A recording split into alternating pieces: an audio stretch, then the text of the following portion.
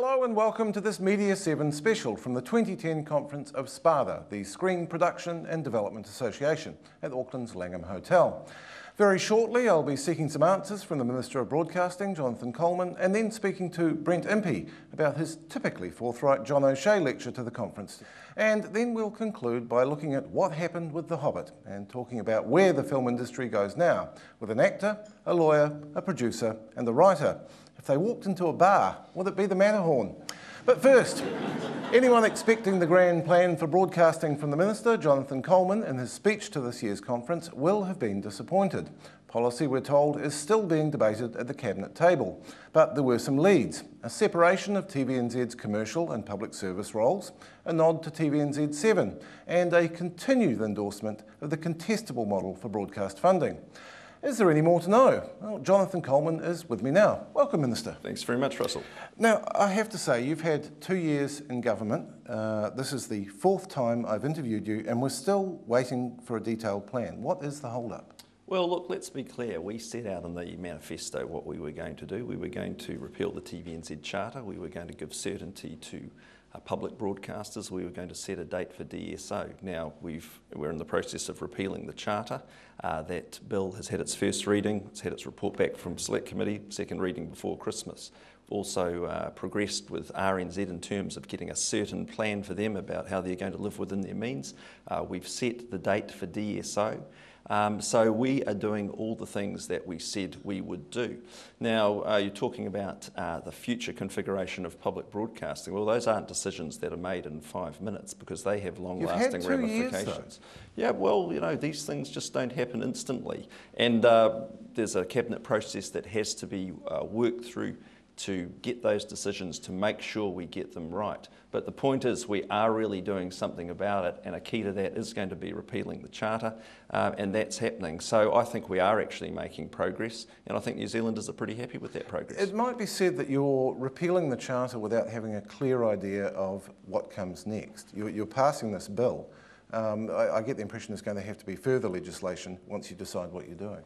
Well, I don't know where you got that impression that there'd be further legislation, but we're honouring one of our manifesto commitments, and one of the key things about TVNZ was that it had this ridiculous dual mandate, and we've talked about that extensively in the past, but we were clear that we wanted to clear up that confusion. This is a key part of doing that. Now that leads on to the issue of, well, how do we fund public broadcasting into the future?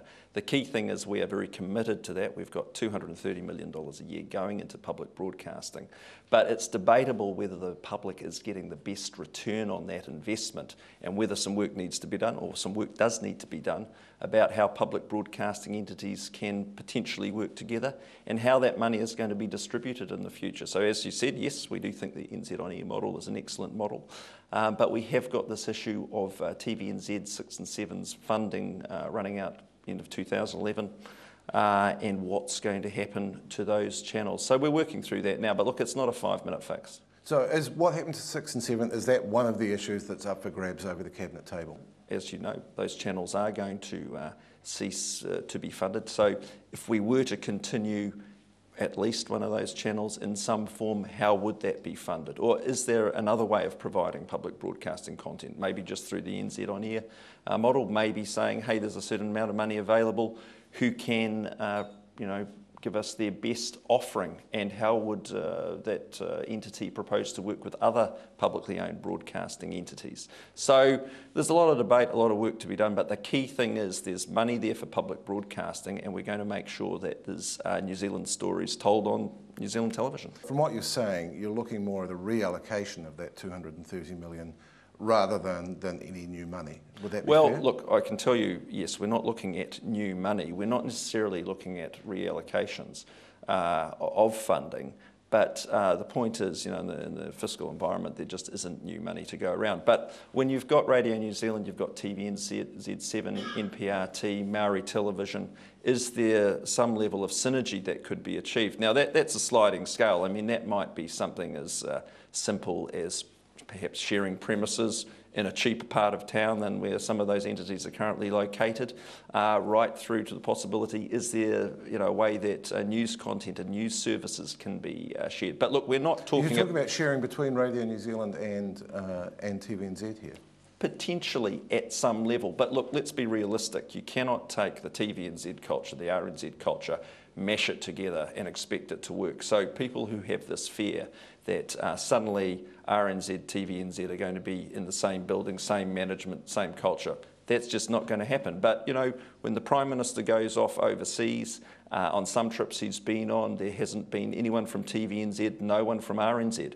Would it make sense to have someone from a state-owned broadcaster going along there, writing copy for TVNZ and RNZ websites, doing stuff that can go on the radio, as well as, you know, being there with a camera for TV reports? So, you know, I think these are important issues to look at, and it's the trend overseas. If you look at what the ABC's doing, they've got their people going out into the field, reporting online with a camera on radio. So it reflects really the convergent technology environment. That strikes me as something that can't really be done with a contestable funding model.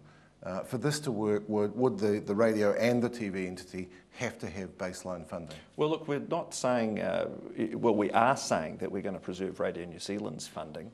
TVNZ, you know, has had that 79 million over 6 years for those channels. Now, if TVNZ7 were to continue in some form, or one of those two channels, maybe both, but more likely one of them, you know, I think realistically it's going to have some allocated funding. It would be hard for that entity to have to go to NZ On Air every year for new funding. So we want to have certainty, and that's what the big feature of the policy. We want to have certainty for broadcasters and the public, and we want them to know that when they go to a certain TVNZ channel, what they can expect, rather than going to TV1, as is currently the case. Sure, there might be some public broadcasting content, but a lot of it is completely commercial content. And I think this sort of confusion is not helpful for the audiences, certainly not helpful for the broadcasters. One of the other things you said in your speech quite firmly is that there are no plans to sell TVNZ.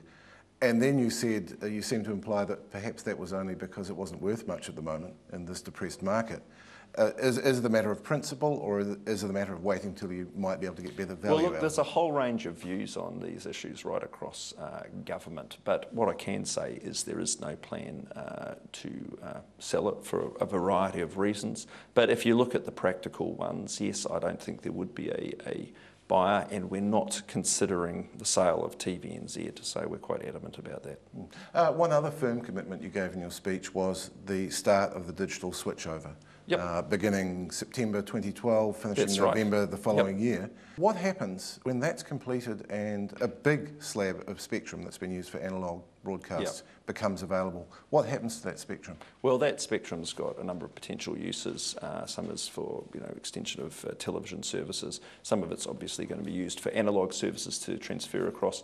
But there is also going to be a lot of spectrum freed up for wireless communication. So if you look at the productivity agenda, that is really going to be a way to help drive that along. It could also be used potentially to fill in the gaps in the broadband plan, so you've got wireless in rural areas. So there's going to be a high demand for that spectrum.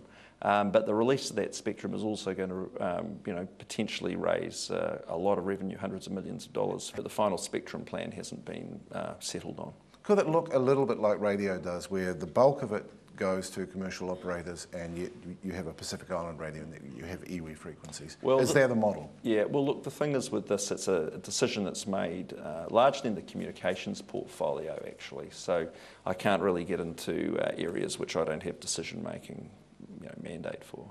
I'm not sure whether you saw Brent Impey's lecture. Yeah, I did. One thing he said that I know was quite controversial at the conference, he expressed the view that the contestable funding should be there for shows like Outrageous Fortune, which attract mass audiences, and not for the likes of Praise Be, which is a minority program. Sure. What do you make of that? Because surely public broadcasting is, to some extent, about serving niche audiences. Yeah, look, I do think it is actually. I don't think public broadcasting has to be boring and unwatchable, but look, we're all going to have different views on what is good quality and what should be shown, but I think most people would agree that the idea of government funding is to make sure that stuff's on the screen that wouldn't otherwise be.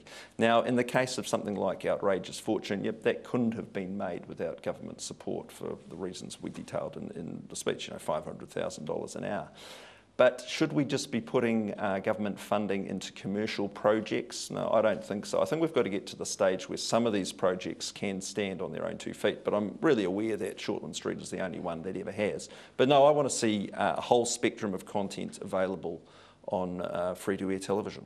And just finally, when can we expect to see the grand plan? When are we going to know what the shape of public broadcasting in particular is? Look, I would say it would be within the next 6 months, but there's got to be a number of decisions made, not all of which I exclusively control. So, but I would expect that in 6 months' time we would have a clear plan to announce to people. Perhaps then we'll meet again in 6 months' time. I'm sure we will. Yeah. Jonathan Coleman, thank you very much. very Thanks very much, Russell. Cheers. After the break, former MediaWorks Chief Executive Brent Impey's bitter pill for the screen industry.